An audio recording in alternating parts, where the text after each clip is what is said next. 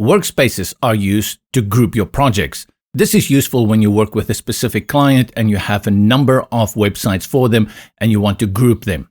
To create a workspace, you click on Create New Workspace, give it a name, and click on the plus. This will bring in the workspace and take you to that new workspace. Currently, this is empty because we don't have any new projects, but simply go ahead, create a new project, and you will see it also comes in as Project 1, as this is the first project in this workspace.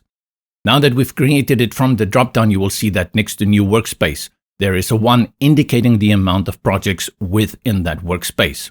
You are the owner, and with that, you can also edit the name of the workspace. And if you need to, delete it. Note, to delete workspace, you first have to go back and delete the project. Type in delete at the top to confirm. And once you've done so, you can go back to the workspaces and now select delete and the workspace will be removed.